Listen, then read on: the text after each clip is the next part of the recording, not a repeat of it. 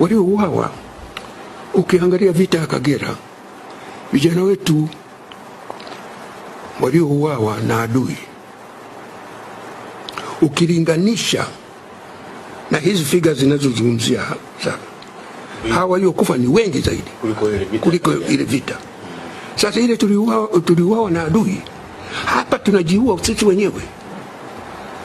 Hivi hawa polisi, hakuna hata mmoja ndugu yake ameuawa? Hawa kwenye vyombo vya ulinzi na usalama, hakuna yeyote, ama viongozi, hakuna hata mmoja ambaye ndugu yake ameuawa. Mheshimiwa Warioba, umenukuliwa kabla ya uchaguzi mkuu ukionya jeshi kuhusishwa na masuala ya siasa. Na bado ni msimamo wangu. Nilipozungumza mwezi Disemba mwaka uliopita baada ya uchaguzi wa serikali za mitaa, na nikisikia walivyokuwa wanasikia rais akizungumza bayana kabisa kwamba pengine nguvu iliyotumika kuzuia haya ambayo upande mmoja unaitwa ni maandamano, lakini upande mwingine unaita kwamba ilikuwa ni uasi, kwa maana kwamba kulikuwa na dhamira labda kuiondoa serikali madarakani. Wewe unadhani kwamba hii nguvu iliyotumika ilistahili? Tazama, ndio ninayosema kwa watu wa kawaida wanaweza kuangalia mambo, tutaijaji kwa kuona idadi ya watu waliokufa, maana ni kubwa. Na ukiona kwa miaka kama miwili vyombo vya ulinzi na usalama vilikuwa vimeambiwa wajiandae kuja kusimamia mchakato wa uchaguzi uwe huru, haki na amani.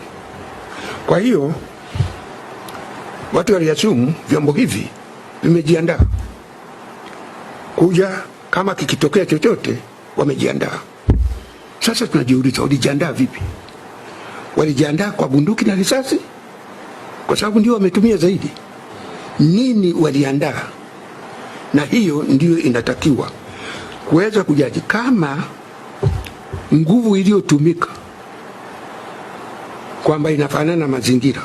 Hapa unashughulika na vijana ambao hawana silaha za kisasa, wewe una bunduki na risasi unaua.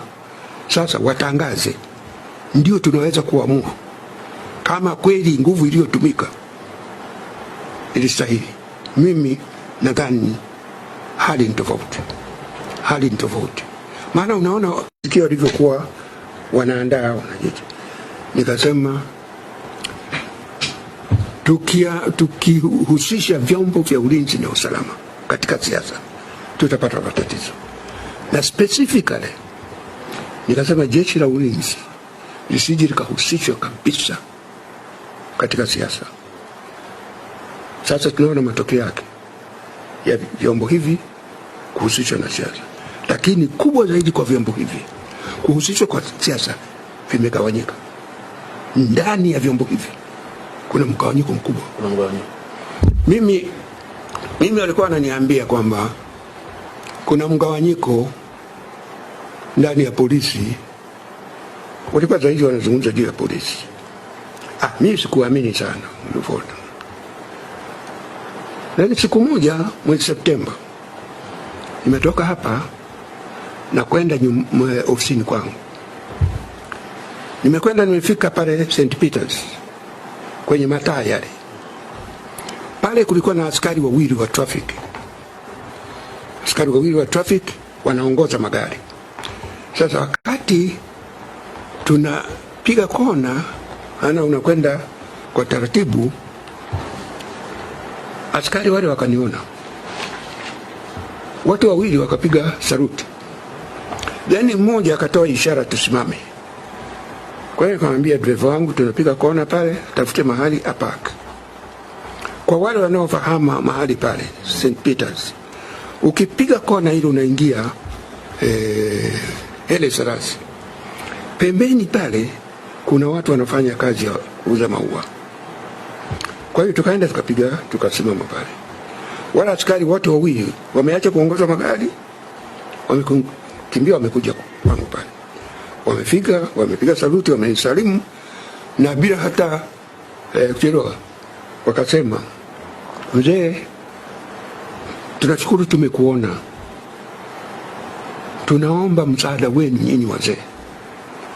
Nasema wakati wote huu tulikuwa tunafanya kazi bila ubaguzi wa dini, bila ubaguzi wa kabila, lakini sasa siasa imetugawa sana, tunafanya kazi kwa mazingira magumu. Sasa tunaomba msaidie ili hali irudi kama ilivyokuwa wakati wenu. Na wanazungumza ndani ya gari na driver wangu na msaidizi wangu, na pembeni pale kuna watu wanauza maua, wote wanasikia. Yani ilimtisha kwamba askari hao wanaona wamepata nafasi ile bila hata kujali nani anasikia. Wamesema, nilipokuja nilimwambia mama, nikasema, mama, nimeogopa sana. Ukisikia kuna mgawanyiko katika chombo kinachotulinda, unakuwa na wasiwasi. Lishe taifa kwa pamoja, lazima tuambiane ukweli. Sasa hivi kuna uoga wa kusema ukweli, kuna uoga mkubwa sana wa kusema ukweli. Maana ukiona tena, yani lugha za siku hizi, yani ukitoa wazo, ukitoa hoja, kuna majibu ya mkato. Wanasema huu ni kupotosha. Akishasema hii ni kupotosha, nafikiri amejibu hoja. Hili neno kupotosha linatumika sana, baada ya kujibu hoja, hii ni upotoshaji. Tuambiane ukweli. Sisi wananchi tuna udhaifu wetu, kwamba tumeogopa kwa mambo, kwa hali ya sasa tunaogopa kusema ukweli. Tunaogopa kabisa kuambia watu ukweli. Vyama vya siasa ndio vimetugawa sana. Nao wamekaa yani kiburi cha vyama vya siasa ni cha ajabu sana. Unakuta hali imebadilika, lakini chama hiki kichukua msimamo, basi unakuwa ni msimamo huo. Hawataki kusikia mambo mengine. Nasema hatuwezi kuishi kwa nia, tungekuwa tunaangalia hoja. Sio kwamba umekushafanya uamuzi, lakini serikali ikubali, imechangia sana kwenye hali hii. Kwa haya niliyoeleza, maana ilifanywa na serikali, ndio imechangia huko. Lakini ikisema kitu, huo ni upotoshaji. Na kwa sasa hivi kwa kweli lugha inayotumika sio ya kuanganisha watu. Na ukiona viongozi ni kama wameacha ushawishi, wameacha, ni kama sasa wameachia polisi ndio inatawala. Utaona polisi inatoa matamko mengi ya aina ya kisiasa, lakini wanaitoa kwa njia kama ya kutisha. Usipofanya hivi utashughulikiwa kwa msingi wa sheria. Yani sasa hivi ni kama polisi ndio inatawala, sio. Umeona matatizo haya makubwa yote tunayoyazungumza haya, umepata kusikia kauli za wakubwa? Ni kama wanakwepa.